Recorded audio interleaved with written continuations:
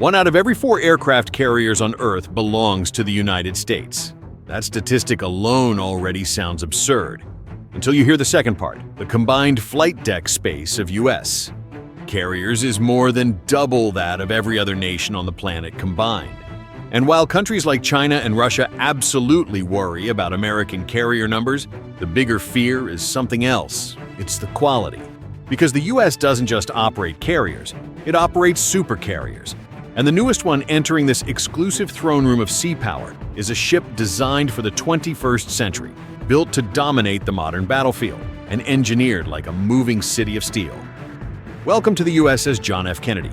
This isn't just another aircraft carrier. It's a Gerald R. Ford-class supercarrier, the newest breed of American naval power, and arguably the most valuable sea-based asset on the planet.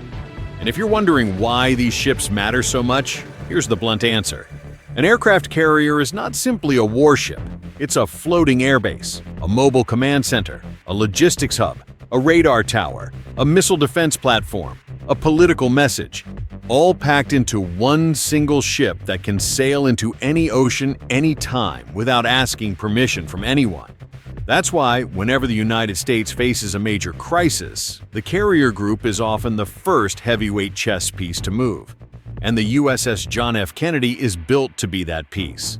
Bigger, smarter, and more efficient than everything that came before it. But to understand why the Ford class is such a big deal, we need to go back to the moment aircraft carriers became the undisputed kings of naval warfare. World War II was the ultimate proof. Battleships looked unstoppable on paper. Massive cannons, thick armor, terrifying firepower. But once carrier-based aircraft arrived in numbers, everything changed.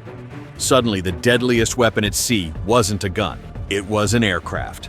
Strike fighters could hit faster, hit farther, hit with far better precision, and hit without ever coming into direct visual range. The problem was range. Aircraft can only fly so far, but ships can travel across the entire planet. So, the solution became obvious. Put the Air Force on the Navy. That single idea created a revolution. And once the world saw what carriers could do, every major power tried to build them. But here's where the United States pulled away. Because America didn't just build carriers. America built carrier systems, decades of experience, global doctrine, logistics chains, carrier wings, training pipelines, escort fleets, submarines, satellites, real combat history. So while other nations can build an aircraft carrier, that doesn't mean they can match what a U.S. supercarrier group can do. And by the time the Cold War matured, America had already pushed beyond the normal carrier. A new category was born, the supercarrier. And today, the Ford class is the latest stage of that evolution, designed to keep America's carrier advantage alive deep into the 21st century. The USS John F. Kennedy, just like USS Gerald R. Ford, was built with one key reality in mind.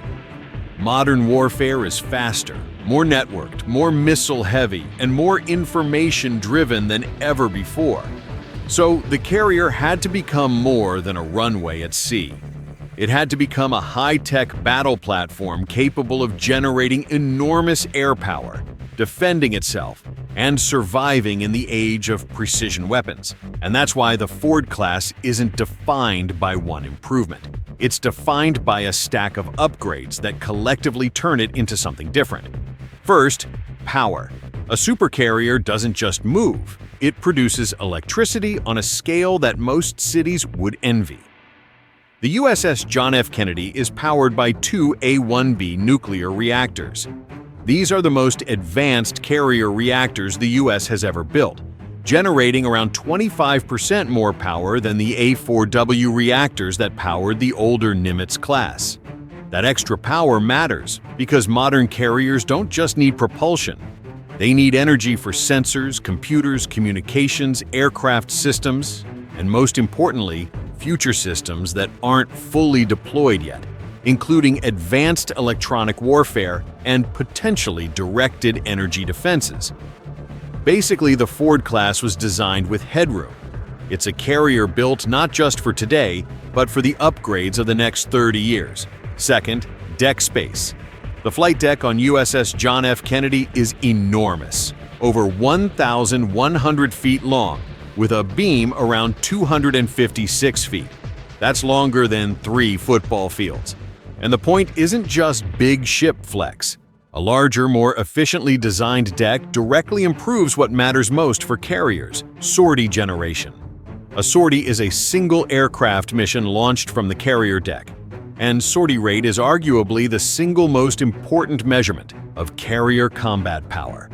More sorties means more jets in the air, more strikes, more patrols, more options. The Ford class is designed to generate significantly more sorties than the Nimitz class, using better deck layout, improved routing, and automation. Third, the launch and recovery systems. This might be the single most famous upgrade. The USS John F. Kennedy uses EMALS, the electromagnetic aircraft launch system, instead of old steam catapults. This replaces massive steam machinery with electromagnetic acceleration. What does that mean in real terms? It means smoother launches, better control, faster cycling, and a system designed to handle a wider range of aircraft, including heavier jets, lighter UAVs, and future aircraft designs. And when those aircraft return, they're caught using advanced arresting gear, a modernized system intended to increase reliability and reduce wear on aircraft frames. Because in high-tempo operations, you don't just need to launch jets. You need to recover them quickly, repeatedly, and safely. Every second saved on launch and recovery becomes more power projected downrange. Fourth, sensors and radar. Older carriers operate with multiple radar systems, each specialized for a specific task. That works, but it creates complexity. The Ford class takes a different approach, leaning into a more integrated sensor philosophy. The idea is simple: fewer systems, more capability, better data processing. In modern naval warfare, information dominance is survival. If you detect threats earlier, you react earlier. If you connect systems faster, you coordinate faster. If you see first, you strike first. And that's why the Ford class is built like a floating sensor fortress. Finally, the human factor. A ship is only as effective as the crew running it. And here's something most people forget. An aircraft carrier is not just a machine, it's a living system. Thousands of people live and work inside it, often under extreme stress, in non-stop operations for months. So, the Ford class includes quality-of-life improvements to keep sailors functional, rested, and efficient, better layouts, more ergonomic workspaces, improved living compartments, modernized gyms, smarter workflow design. Because the U.S. Navy understands something very clearly. The carrier is powerful, but the crew is what makes it lethal. And that is why carriers have become the ultimate statement makers.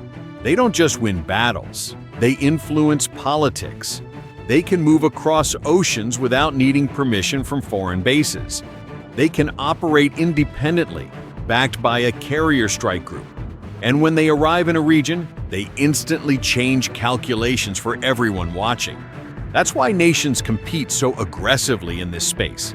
That's why new carriers in China, France, and other countries are gaining attention.